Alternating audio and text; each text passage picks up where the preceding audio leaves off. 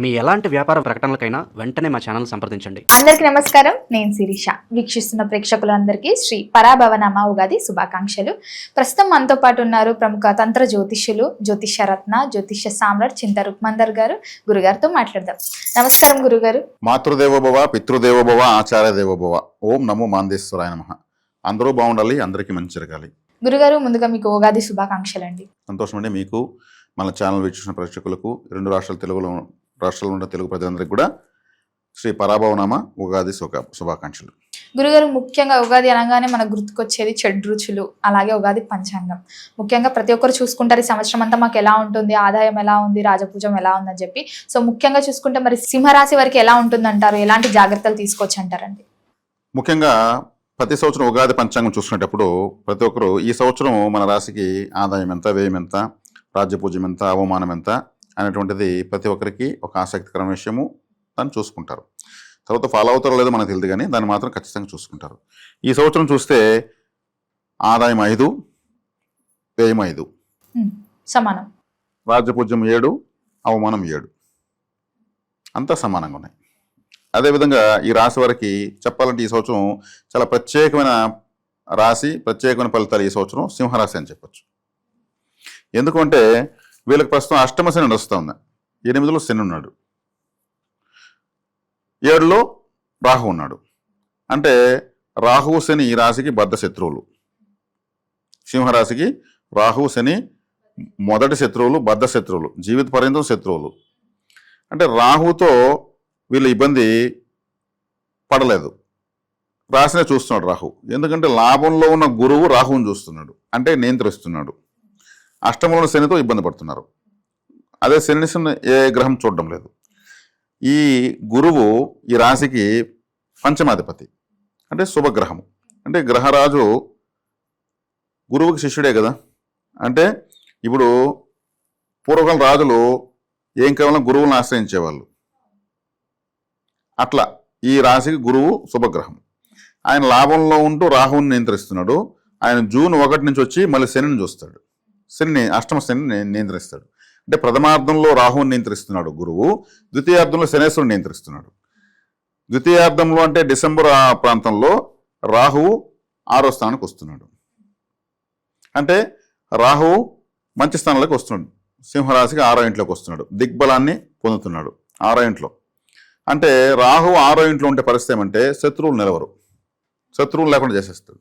శత్రు రోగ రుణాలు లేకుండా చేస్తాడు రాహు. రాహుకు 6వ ఇంట్లో విశేషమైన శక్తి ఉంటుంది. అంటే వీళ్ళకు ప్రథమార్థంలో ఒక ప్రయోజనము, ద్వితీయార్థంలో 2 ప్రయోజనాలు. శనేశ్వరుని గురువు కంట్రోల్ చేయడము, మళ్ళీ జూన్ నుంచి మళ్ళీ డిసెంబర్ ఆ ప్రాంతం కంతా రాహు 6వ ఇంట్లోకి రావడము. జన్మంలోకి అంటే వ్యయస్థానంలోకి, జన్మంలో ఉన్న కేతువు వ్యయస్థానంలోకి వెళ్తున్నాడు. అంటే మోక్షస్థానంలోకి మోక్షకారకుడు వెళ్తున్నాడు.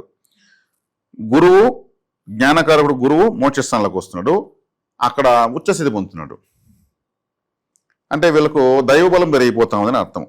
మోక్షస్థానం అంటే దైవస్థానమే కదా అర్థము, మోక్షం అంటే దైవం. ఇంకొకటి ఏమంటే వీళ్ళకు జూన్ తర్వాత అంటే 12వ స్థానం అంటే బెడ్రూమ్ అని కూడా నేను చెప్పుకోవచ్చు. మన పడుకు నిద్రపోయిన బెడ్రూమ్ అని చెప్పుకోవచ్చు. అక్కడ గురువు ఉచ్చస్థితిలో ఉన్నాడు. కేతు మళ్ళీ డిసెంబర్ నుంచి వస్తున్నాడు. అంటే వైవాహిక జీవితంలో వీళ్ళు అనుకున్నంత ప్రేమానురాగాలు భార్య వాళ్ళ భర్తకి, భర్త వాళ్ళ భార్యకి లేకుండా పోతాయి. గురువు అంటే ఇప్పుడు సంసార జీవితంలో ఒకరి పట్ల ఒకరు చనువుకునేది బెడ్రూమే. అక్కడ వచ్చి గురువు వస్తున్నాడు, డిగ్నిఫైడ్గా ఉంటారు అక్కడ. అంటే ఏమైంది, గురువు అన్నప్పుడు ఎలా హుందాగా ఉంటాడు. అదే ఒక శుక్రుడు ఉంటేనో ఒక రాహు ఉంటేనో వాళ్ళ సంసార జీవితము మల్టిపుల్ టైమ్స్ బాగుంటుంది. ఈ గురువు కేతు అంటే మోక్షకారకుడు, భక్తి జ్ఞాన వైరాలు. వాళ్ళకి ఏమనిపిస్తుంది అంటే గురువు కేతు ఉన్నప్పుడు మన పూజలో నిద్రలేస్తాను చూస్తే ఒక దేవుని ఫోటో చూసుకుంటే బాగునిపిస్తుంది, దేవుడి ఫోటో పూజలో పెట్టుకుంటే బాగునిపిస్తుంది. మామూలుగా పూజరూమ్ అంటే బెడ్రూమ్లో నిద్ర లేవగానే దేవుని చూద్దామా అనిపిస్తుంది.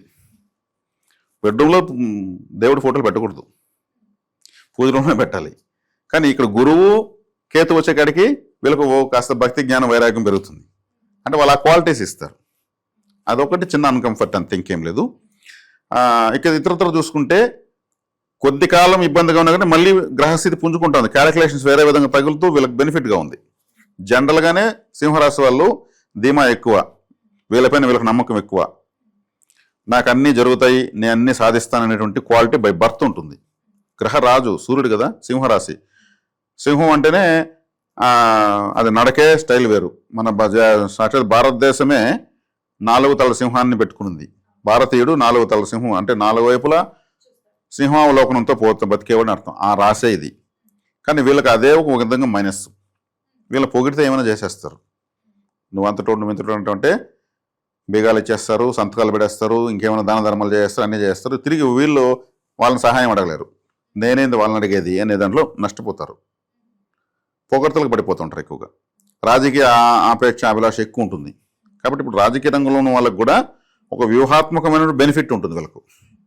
రాహు 6వ ఇంట్లోకి వస్తున్నాడు, శత్రువులు లేకుండా చేస్తానని చెప్పాను కదా. రాజకీయంలో శత్రువులు ఎక్కువ, అవును, వారికే ఉంటారు ఎక్కువ. కాబట్టి ద్వితీయార్థంలో వీళ్ళకు ఒక ప్రత్యేకమైనటువంటి ప్రయోజనాలు ఉంటాయి. ప్రథమార్థంలో శనేశ్వరుడు అష్టమ శని నియంత్రణ అవుతోంది. ఇది ప్రథమార్థంలో రాహు నియంత్రణ అవుతున్నాడు, ద్వితీయార్థంలో అష్టమ శని నియంత్రణ అవుతుంది. ఇది వీళ్ళకు చాలా చెప్పుకోదగ్గ విషయం.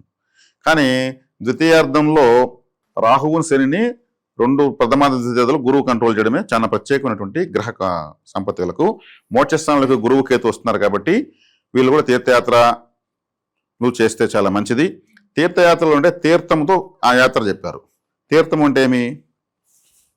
మన గుళ్ళో పోతే తీర్థం ఇస్తారు కదా. తీర్థయాత్రలు అంటే ఏమి?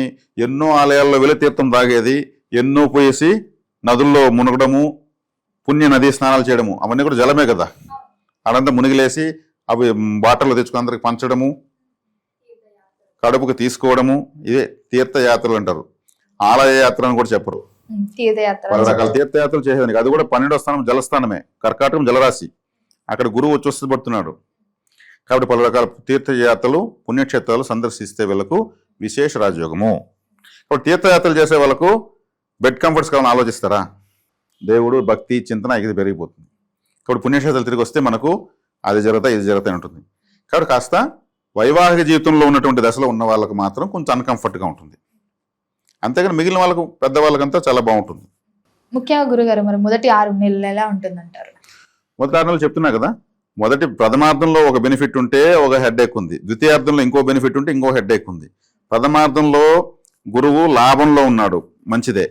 రాహుని చూస్తున్నాడు, సప్తమ రాహుని కంట్రోల్ చేశాడు. కానీ అష్టమ శనిని కంట్రోల్ చేయలేకపోతున్నాడు. ఆయన మళ్ళీ వ్యయంలోకి వచ్చి ఉచ్చస్థితి పట్టి అష్టమ శనిని కంట్రోల్ చేస్తున్నాడు, రాహుని కంట్రోల్ చేయలేకపోతున్నాడు. ఎందుకంటే ఆయన దృష్టి పడడం లేదు.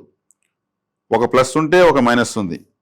అదే రాహు డిసెంబర్లో 6వ ఇంటికి వచ్చినప్పటికీ రిలాక్స్ అయిపోతారు వీళ్ళు. జన్మంలో కేతు కూడా వెనక్కి వెళ్ళిపోతాడు.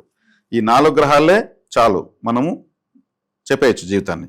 ఇప్పుడు కేతు కూడా మోక్షకారకుడు కాబట్టి ఏది నాకు వద్దంటాడు. ఆయన బెడ్రూమ్లోకి పోతే ఏమవుతుంది? అట్లాగే ఉంటుంది. అంటే భక్తి జ్ఞాన వైరాగ్యాలు పెడతాయి. కాబట్టి దాన్ని ఇంకొక డిస్టర్బెన్స్గా తీసుకోకుండా సమన్వయం చేసుకుని ముందుకెళ్ళగలిగితే మంచిది. వీళ్ళకు కులదేవత ఆరాధన ఎంత ఎక్కువ చేస్తే సింహరాశులు అంత సూపర్. సింహరాశులు కంపల్సరీ చేయాలి. ఎందుకంటే కాలపురుషుడికి 5వ స్థానం సింహము, సింహానికి 5వ స్థానము ధనస్సు, ధనస్సుకు అధిపతి గురువు, దేవగురువు. కాబట్టి కులదేవత ఆరాధన వీళ్ళు రాశి ఫలాలు మాస ఫలితాలు జాతకాలకు పక్కన పెట్టి ఎప్పుడు ఇంటి దేవుని ఆరాధిస్తూ ఉంటే ఇంకా వీళ్ళకి కాని పని అంటూ లేదు. కులదేవత తెలియని వాళ్లకు శంగాలి అనే ఒక కర్ర ఉంది, శంగాలి కర్ర అంటారు. ఆ శంగాలి కర్ర కులదేవతగా భావించి ఆరాధించుకోవచ్చు ఎవరైనా సరే. అది ఒక రూల్ కర్రలాగా వస్తుంది, రెడ్ బ్లాక్ మిక్సింగ్లో ఉంటుంది. మా దగ్గర దొరుకుతుంది. మా వాళ్ళకి ఫోన్ చేస్తే వివరాలు రేటు ఆ సైజెస్ చెప్తారు. అది చాలా ఇంపార్టెంట్. సింహరాశి వాళ్ళు జీవిత పర్యంతము కులదేవతారాధన పితృదేవతారాధన చేయాలి. పితృదేవతని 4 ఫాదర్స్, ఈ 2 చేస్తూ ఉంటే ఎంత వ్యతిరేక పరిస్థితులు అయినా సరే కంట్రోల్ అయిపోతాయి. ఆ తర్వాతనే ఇతరత్ర. కాబట్టి ఇది చేసుకోవాలి వీళ్ళు. గురుగారు మరి ముఖ్యంగా చూసుకుంటే ఈ సంవత్సరం విద్యార్థులకు ఎలా ఉంటుందంటారు? అదే విద్యార్థులు అంటే ఈ రాశి వాళ్ళ ధీమా ఎక్కువ ఉంటుంది. నాకు అన్నీ వస్తాయి అన్నీ జరుగుతాయని ధీమా దెబ్బతీస్తుందని చెప్తున్నాను మామూలు జనరల్గా. కాబట్టి ఇక్కడ వచ్చేకాడికి విద్యాస్థానాధిపతి బుధుడిని యాక్టివేట్, వీళ్ళు బాగానే చదువుతారు. వీళ్ళకి ద్వితీయాధిపతి బుధుడిని బలపరిస్తే సింహరాశి వాళ్ళకి ఇంకేం అవసరం లేదు. ఒక కులదేవత పితృదేవతలు ఎలాగైతే పట్టుకోవాలో బుధుడిని గట్టిగా పట్టుకోవాలి వీళ్ళు. అదే బుధగ్రహానికి సంబంధించినటువంటి పరిహారాలు ఎక్కువ చేసుకోవాలి. దాన్ని చేసుకుంటా ఉంటే లైఫ్ అంతా సెట్ అయిపోతుంది. ఎందుకంటే ద్వితీయాధిపతి క్యాష్కి సంబంధించిన వాడు, లాభాధిపతి బుధుడు అయినాడు. కాబట్టి ఇప్పుడు గెజిటెడ్ ఆఫీసర్సు అంటే గ్రీన్ సైన్ హోల్డర్స్, బుధుడు అంటే గ్రీన్ ఎక్కువగా ఈ రాశిలో పుడతారు, సింహరాశిలో పుడతారు. అదేవిధంగా గొప్ప గొప్ప ఆడిటర్స్, అంటే కొన్ని వేల కోట్ల కంపెనీలకు ఆడిటర్స్ ఉంటారు. అదొక పెద్ద పద్మవ్యూహంలాగా ఉంటాయి వాళ్ళ ఆదాయాలు, వ్యయాలు, ఖర్చులంతా. దాన్ని ఛేదించగలిగే ఏకైక డాక్టర్ ఆడిటరే. మనకి ఎట్లయితే అనారోగ్యం చేస్తే డాక్టర్ మెడిసిన్ ఇస్తాడో, కంపెనీలకు కంపెనీ లెక్కలు, జమా ఖర్చులు అన్ని చూసేటువంటి చిట్టాలని చూడగలిగేది ఒక ఆడిటరే. ఆడిటర్ చాలా టాలెంటెడ్గా ఉన్నాడు. ఈ సింహరాశి వాళ్ళు ఎవరైనా ఆడిటర్ ఉంటే లక్షల కోట్ల కంపెనీలకు కూడా ఆడిటింగ్ చేసేస్తారు. ఆడిటింగ్ తేడాలు లేకుండా చూస్తారు. కాబట్టి వీళ్ళు సిఏ చదవడం కానీ, తత్సంబంధమైన విద్యలు, మేధావితనానికి సంబంధించినటువంటి కూడా బాగా చదవచ్చు, వీళ్ళు వస్తాయి కూడా. కాబట్టి బుధకారకత్వం గట్టిగా పట్టుకోవాలి. బుధకారకత్వం అంటే ఏముంది? సరస్వతి దేవారాధన, మహావిష్ణు ఆలయానికి ఎక్కువ వెళ్ళడము, బుధుడికి అధిష్టాన దేవత మహావిష్ణువే, ఎక్కువ వెళ్ళడము, గ్రీన్ కలర్ ఎక్కువగా లైక్ చేయడము. గ్రీన్ కలర్ అని చెప్పాను కదా, పాకిస్తాన్ పచ్చని లైక్ చేయకూడదు. దాంట్లో ఎన్నో గ్రీన్లు ఉన్నాయి, లేత పచ్చ, ముదురు పచ్చ ఇట్లా ఉన్నాయి. మంచి గ్రీన్ కలరు ఫాలో కావచ్చు. గ్రీన్ కలర్ కట్ షీప్ వాడచ్చు, గ్రీన్ కలర్ దువ్వెన వాడచ్చు, గ్రీన్ మిక్సింగ్ డ్రెస్సులు వాడచ్చు, పెసరట్టు ఎక్కువ తినచ్చు, బెండకాయలు ఎక్కువ తినచ్చు. ఇవంతా బుధుడు యొక్క కారకత్వాలు. మధుర మీనాక్షి అమ్మవారి ఆలయాన్ని ఎక్కువ దర్శించవచ్చు. మధిష్టాన దేవత మధుర మీనాక్షి అమ్మవారు గ్రీన్ కలర్గా ఉంటుంది పూర్తిగా. ఇవన్నీ సింహరాశి వాళ్ళకి చాలా చాలా మంచిది. ఇలా చేస్తూ రావడంలో విద్యలో మంచి స్థాయికి వెళ్ళిపోతారు. విద్య వచ్చిందంటే ఇంక జీవితం సెట్ అయిపోయినట్టు. గురుగారు, మరి ముఖ్యంగా ఆరోగ్యపరంగా ఎలా ఉంటుందంటారు వీరికి? ఆరోగ్యం వీళ్ళకి బాగానే ఉంటుంది. ఎందుకంటే ఆరోగ్యం భాస్కరాది చేత్ అన్నారు. మన ఆరోగ్యానికి భాస్కరుడు అంటే సూర్యుడే కారకుడు. ఆ రాశిలోనే పుట్టారు కాబట్టి వీళ్ళకు డిఫరెంట్ రెసిస్టెన్స్ పవర్ ఉంటుంది. మంచి ఉంటాయి కదా, విటమిన్ కే బాగుంటుంది వీళ్ళకు, విటమిన్ డి బాగుంటుంది. డి విటమిన్ సూర్యుడి నుంచి వచ్చేది. అంటే మనకి ఇప్పుడు ఎక్కడ బ్లడ్ కట్ అయింది అనుకో, కట్ అయితే వెంటనే బ్లడ్ వచ్చింది అనుకోండి, వాళ్ళకు రెసిస్టెన్స్ పవర్ కొంత తక్కువే. ఈ స్కిన్కి బ్లడ్కి మధ్యలో ఒక తెల్లటి లేయరు, ఒక చీక్లెట్ లాగా కొంచెం బయట వచ్చింది అనుకోండి, అది ఒక డిఫరెంట్ కే విటమిన్ అది అంటారు. అది ఉంటే చాలా స్ట్రెంగ్త్ వాళ్ళకు ఉన్నట్లు లెక్క. అది వీళ్ళకు ఉంటుంది సింహరాశి వాళ్ళకు. సింహం అంటే బలమైనదని అర్థం. జంతువుల్లోకి బలమైనది, తెలివైనది, మంచి క్యారెక్టర్ ఉండేదని అర్థం. అది తిని కొన్ని జంతువులకు వదులుతుంది. ఇంకొక జంతువు వేటాడిందని అది తినదు, సింహం తినదు. అంటే ఎంగిలి ఫుడ్ అప్పుడు ఎప్పుడు తిందది. దొరకపోతే కూడా, ఒక వేట దొరకపోతే కూడా, ఇంకొక జంతువు వేటాడిని దొరికితే కూడా తను తినదు, తనకు దొరికితేనే తింటుంది. తను తింటేనే అది ఆ క్వాలిటీ. అట్లే ఎన్నో సింహాలు అంతరించిపోతున్నాయి. ఫుడ్ దొరకని సందర్భాలు, కరువు కాటకాలు ఉన్నప్పుడు ఫుడ్ వేట ఆడితే కూడా జంతువులు దొరకకుండా వేటలు కూడా అంతరించిపోతున్నాయి. సావనస్ వస్తుంది కానీ ఎంగిలి తినదు. ఏ జంతువు దొరికినా ఫస్ట్ పంజాతో కుడివైపునే కొడుతుంది. కుడివైపునే ప్రతి సృష్టిలో ప్రతి జీవికి కుడివైపున ఎక్కువ బలం ఉంటుంది. అప్పుడు కుడివైపునే కొడుతుందంటే దాని బలాన్ని ఒక దెబ్బతో హరించేసి, దాని లాజిక్ చూడండి. మిగిలిన జంతువులు ఎటు బట్టి అటు కొడుతూ ఉంటాయి. ఇది రైట్ సైడే కొడుతుందంటే రైట్ సైడే దీనికి ఫస్ట్ బలం తగ్గించాలి. అంత అద్భుతమైనటువంటి జంతువు సింహము. కాబట్టి దాని సాక్షాత్తు ఆదిపరాశక్తి వాహనంగా తీసుకున్నది. ఒక్కొక్కరు ఒక్కో వాహనం తీసుకున్నారు. కాబట్టి అంత గొప్ప రాశి ఇది. వీళ్ళు పొగడ్తలకు పడిపోకూడదు. ఈ సంవత్సరం వీళ్ళకు ఒక ప్రత్యేకమైనటువంటి బెనిఫిట్ గురువు వల్ల. ప్రథమార్థంలో ఒక బెనిఫిట్, ద్వితీయార్థంలో ఒక బెనిఫిట్ ఉంది. కాబట్టి కులదేవతారాధన, పితృదేవతారాధన కంపల్సరీ చేసుకోవాలి. మహావిష్ణు ఆరాధన, 2వ స్థానం బుధుడు అధిపతి కాబట్టి బుధవారం రోజు వెళ్ళడం వల్ల మంచిది. గురుగారు, ముఖ్యంగా కుటుంబ వాతావరణం ఎలా ఉంటుందంటారు? కుటుంబ వాతావరణం ప్రతి బుధవారము మహావిష్ణు ఆరాధన, విష్ణు సహస్రనామాలు, వెంకటేశ్వర సుప్రభాతం లాంటివి వింటూ రావడం వల్ల కుటుంబ వాతావరణంలో కలతలు ఉన్నా కానీ అందరిని అర్థం చేసుకునే శక్తి వస్తుంది. ఖచ్చితంగా వస్తుంది. ఆరోగ్యం వీళ్ళకి జనరల్గానే బాగుంటుంది. గృహయోగం, వాహన యోగం ఉందంటారా మరి ఈ సంవత్సరంలో? ఉన్నాయి. కుజుడు కూడా వీళ్ళకు అనుకూలంగానే ఉన్నాడు. కుజగ్రహం అంటే భూకారకుడు. ఇప్పుడు కుజుడు అంటే కమాండరు, అంటే ఆర్మీ చీఫ్. ఈ గ్రహానికి రాష్ట్రాధిపతి ఎవరు? సూర్యుడు. సూర్యుడు అంటే ఎవరు? Prime minister of India. Prime minister of ఇండియాకి ఆర్మీ చీఫ్కి ఎప్పుడు డైలీ మాట్లాడుకుంటారు వాళ్ళు. ఆయన పక్కనే ఉంటాడు, ఎప్పుడు ప్రైమ్ మినిస్టర్ సెక్యూరిటీ చూస్తూనే ఉంటాడు ఎక్కడ పోయినా కానీ. అంటే కుజుడు, రవి మిత్రగ్రహాలు. కాబట్టి వీళ్ళకు భూయోగము, వాహన యోగము, గృహయోగం బాగానే ఉన్నాయి ఈ సంవత్సరం. ఇబ్బంది ఏం లేదు. గురుగారు, ముఖ్యంగా చూసుకుంటే ఈ రోజులలో దూర ప్రయాణాలు చేయాలంటే భయపడుతున్నారు. మరి ఈ సింహరాశి వారు ఈ సంవత్సరంలో దూర ప్రయాణాలు చేయొచ్చు అంటారా? తీర్థయాత్రలు చేయొచ్చు. తీర్థయాత్రలు బాగా పనిచేస్తాయి, బాగా మంచి ఫలితాన్ని ఇస్తాయి. దానికోసం తీర్థయాత్రల కోసం పెట్టిన ఖర్చు కూడా వీళ్ళకి మళ్ళీ ఇంకొక రూపంలో దేవుడు ఇస్తాడు. వీళ్ళకు తీర్థయాత్ర చేసే కొద్దికి మనీ వస్తూ ఉంటుంది వీళ్ళకు. ప్లస్ దుష్కర్మ నశిస్తుంది, డబ్బులు వస్తుంది. ఎందుకంటే ధనకారకుడు 1000 స్థానంలో మోక్ష స్థితి పొందాడు కాబట్టి ఎక్కువ తీర్థయాత్రలు చేయడము. తీర్థయాత్రలు మేము చేయలేమండి, మీరు చెప్పేస్తే మేము ఎక్కడికి పోవడం డబ్బులు అనుకుంటే మీకు దగ్గరలో ఉంటున్న ఆలయాలు సందర్శిస్తూ ఉండొచ్చు, పోయి రాగలిగినటువంటి ఆలయాలను సందర్శిస్తూ ఉండొచ్చు. కులదేవతారాధన ఖచ్చితంగా చేయాలి. విదేశీ యోగం ఉందంటారా మరి? విదేశీ యోగాలు ఉన్నాయండి. వీళ్ళు ఏదైనా దేవతారాధన చేస్తే, ఇప్పుడు విదేశీ యోగము వీళ్ళకి కావాలనుకుంటే ఏదైనా దేవతారాధన చేస్తే ఖచ్చితంగా వచ్చేస్తుంది. ఎందుకంటే గురువు అక్కడ ఉన్నాడు కాబట్టి, గురువు దైవ గురువు కాబట్టి వీళ్ళు ఏదైనా మొక్కోవాలి. నాకు వీసా వస్తే నేను ఈ ఆలయానికి ఇచ్చేస్తాను, నాకు ఫారెన్లో జాబ్ వచ్చిందంటే నేను ఇది చేస్తాను మొక్కోవాలి. ఆ ఫండ్ మళ్ళీ ఆలయానికి ఇవ్వాలి. ఎందుకంటే గురువు ధనకారకుడు కాబట్టి, మోక్ష స్థానంలో గురువు ఉన్నాడు కాబట్టి, ఈ రాశికి పంచమాధిపతి కాబట్టి, పంచమాధిపతి వ్యయంలో ఉంటే 1000 స్థానంలో గురువు పనిచేయడం చెప్తారు అందరూ. కానీ అక్కడ పనిచేయాలంటే ఏం చేయాలి నేను చెప్తున్నాను. మోక్ష స్థానం కాబట్టి దేవతారాధన చేస్తే అతను రిజల్ట్ ఇస్తాడు. మరి రైతులకు ఎలా ఉందంటారు? రైతులు బాగానే ఉందండి. ఎందుకంటే ఇక్కడికి ప్రథమార్థంలో కన్నా ద్వితీయార్థంలో బాగుంటుంది.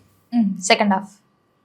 ద్వితీయార్థంలో ఎందుకు బాగుంటుందంటే జలరాశిలోకి వచ్చి గురువు ఉచ్చస్థితి పొంది అష్టమంలో ఉన్నటువంటి శనేశ్వరుని, ఆయన కూడా జలరాశిలో ఉన్నాడు, చూస్తాడు కాబట్టి ఆటోమేటిక్ బాగుంటుంది. అంటే ద్వితీయార్థంలో మంచి ఫలితాలు వీళ్ళు సాధించవచ్చు. గురుగారు, మరి మొత్తం ఇది సంవత్సరం అంతా వాళ్ళకి ఇంకా బాగుండాలంటే ఏ దైవాన్ని పూజించమంటారు? ఎలాంటి పరిహారాలు చేసుకోవచ్చు అంటారు? కులదేవతారాధన, విష్ణు ఆరాధన, పితృ ఆరాధన, ఇదే చాలు. ఇది చేస్తామంటే ఈ సంవత్సరం అంతా బాగుంటుంది. గురుగారు, మొత్తం మీద ఈ సంవత్సరం అంతా సింహరాశి వారికి ఎలా ఉండబోతుంది, ఎలాంటి జాగ్రత్తలు తీసుకోవాలో తెలియజేసినందుకు ధన్యవాదాలు. ధన్యవాదాలు.